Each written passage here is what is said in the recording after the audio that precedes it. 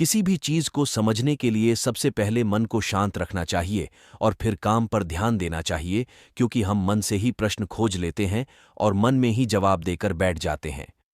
भगवद गीता में भगवान श्री कृष्ण कहते हैं, मन का बेचैन होना उसका स्वभाव है।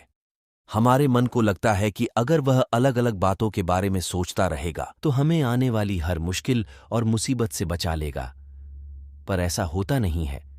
हम अपने जीवन का काफी अधिक समय सोच विचार करके परेशान होने में निकाल देते हैं। भगवान श्री कृष्ण कहते हैं कि मन का यह स्वभाव बदलना मुश्किल जरूर है, असंभव नहीं। अच्छा, अब आप एक बात बताइए, क्या आप कौए को कह सकते हैं कि वो कांव कांव की आवाज ना करे? या फिर क्या आप किसी मेंढक को कह सकते हैं कि वह पानी देखते ही ऊंची छलांग ना मारे? हमारे मन का भी कुछ ऐसा ही है। जीवन में कुछ भी होता है, अच्छा या बुरा, हमारा मन उस पर कांव कांव कांव करने लगता है। कांव कांव से मेरा मतलब है चिंता करना, व्याकुल होना। कोई बुरी बात होती भी नहीं है और मन परेशानी की ऊंची ऊंची लपटें लेने लगता है। कभी कभी तो मुझे ऐसा लगता है कि हम में से कई लोग सिर्फ परेशान होने के लिए जीते हैं। सारी परेशानी, पीड़ा, दुविधा अक्सर हमारी मन की बनाई हुई कहानियां होती हैं। भगवान श्री कृष्ण हमें हमारे मन को शांत और स्थिर करने के लिए 2 उपाय देते हैं। पहला, ध्यान लगाना या मेडिटेट करना। दूसरा, वैराग्य भाव सीखना। अब ध्यान या मेडिटेशन शब्द सुनते ही आप में से कई लोग कहेंगे कि आप आंख बंद कर सांसें अंदर बाहर नहीं ले सकते। यहां हम सब गलती कर बैठते हैं। मेडिटेशन या ध्यान का मतलब सिर्फ आंख बंद कर बैठना नहीं होता। मेडिटेशन का मतलब होता है अपना पूरा ध्यान किसी चीज पर लगाना और उसे हटने नहीं देना। अगर आप रोटी बना रहे हैं तो सिर्फ उस बात पर ध्यान दीजिए।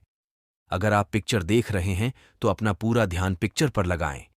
यह मत सोचिए कि पिक्चर देखकर आप अपना कितना वक्त बर्बाद कर रहे हैं। जब आप जीवन के हर छोटे बड़े काम को पूरे ध्यान से करते हैं तो आपका जीवन ही एक मेडिटेशन बन जाता है।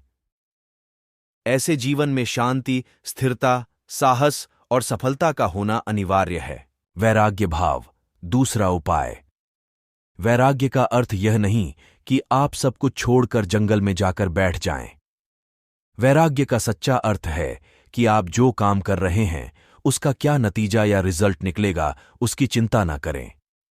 जैसे अगर आपने कोई इंटरव्यू दिया, आप यह कर सकते हैं कि पूरे मन से तैयारी करें और अपना बेस्ट देकर आ जाएं।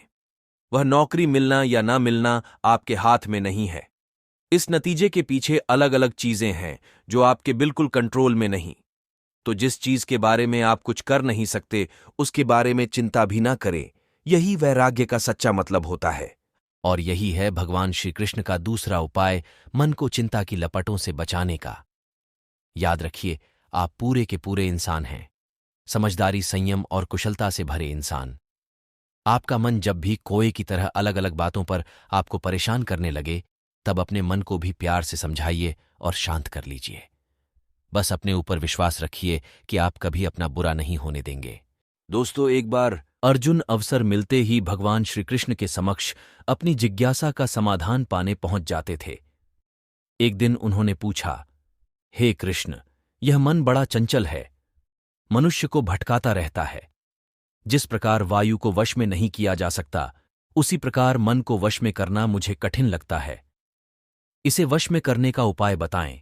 श्री कृष्ण ने कहा, अर्जुन, निस्संदेह मन ठहर नहीं सकता, परंतु अभ्यास और वैराग्य से उसे वश में किया जा सकता है। सतत अभ्यास करने वाला, लोभ, मोह और ममता से विरत हो जाने वाला व्यक्ति मन को वश में कर सकता है। आध्यात्मिक विभूति आनंदमयी मां कहा करती थीं, मन को वश में करने का उपाय यह है कि हम शरीर और संसार की जगह आत्मा को जानने का प्रयास करें। मन को पवित्र एवं उत्कृष्ट विचारों के चिंतन में लगाए रखें। इसके लिए नेत्रों, कानों और जिह्वा का संयम आवश्यक है।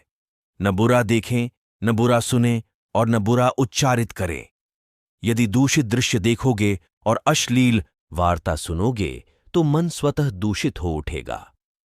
आर्य सन्यासी महात्मा आनंद स्वामी सरस्वती तो यह भी कहा करते थे कि मन उसी का पवित्र रह सकता है जो पवित्र वातावरण में रहता है। इतना ही नहीं, जो व्यक्ति ईमानदारी और परिश्रम से अर्जित धन से प्राप्त सात्विक भोजन ग्रहण करता है, वही मन को वश में रखने में समर्थ हो सकता है।